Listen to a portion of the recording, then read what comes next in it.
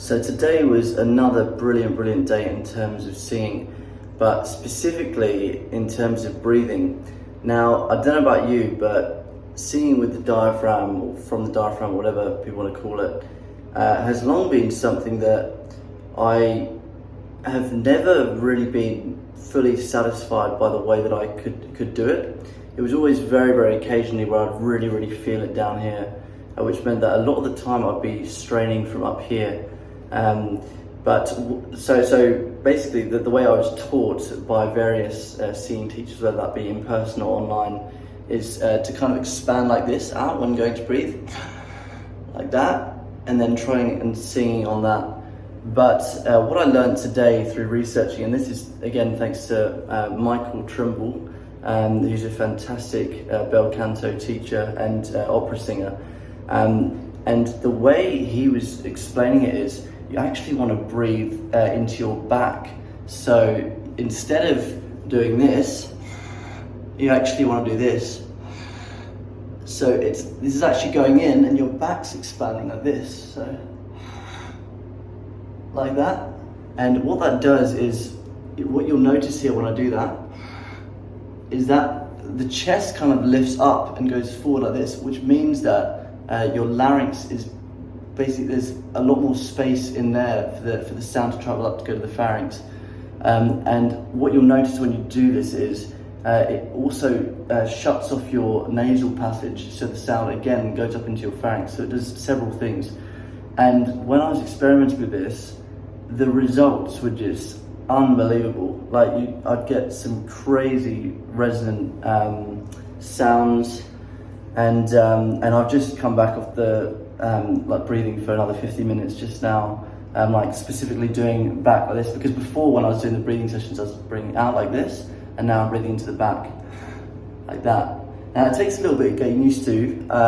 One example would be like if you're swimming, if you imagine you're swimming with backstroke, if you had to breathe then, like you basically have to breathe in this way like this, like that. And yeah, as I said, the results I got with this today were just unbelievable.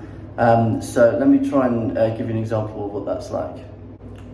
Now, I don't really want to wake anyone up, but I'm as far away in the house as I can possibly be from people sleeping. So let's give it a go now. So if I breathe in like this, na. You hear how resonant that is, and I mean I can go really high up with this. Na.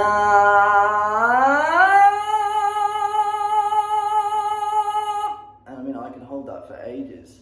And that all comes from breathing like this, because it means there's a lot more, it's a lot less tense in here, because there's more space for the air to go through. The swallowing muscles aren't engaged. It means the tongue's looser and jaw's looser and everything. So really try and incorporate this. This is honestly something that when people say, as I said at the start, when people say like breathing from your diaphragm, like what does that really mean? Well, after so many years of doing singing, it's like I finally had a good explanation of what to do, because I've had people telling me all sorts of things, like oh, just like suck it in, or like push out, or like cramp on your abs or something like that. But yeah, this has been like incredible, and it's definitely going to take a bit of getting used to, because for example, when I was singing earlier today, I was still getting like too much in the nasopharynx, I think it's called, and not enough in the pharynx itself. But I mean, even when I'm talking now, it's like, I said this in the video yesterday, like I'm sounding more resonant when speaking. But I mean, this is just like a lot better. And what I'm hoping is that after doing the breathing sessions every single day, like breathing in like this way, then it's just going to become natural, and then I'm going to be speaking on the breath rather than like having to actively think about doing this like that. So yeah, that's pretty much it for today. But if you are struggling to sing from your diaphragm, what everyone always tells you to do, this might really help you, because this is the first way that was explained to me where it actually worked. So last time it looks like this. So give me a better angle.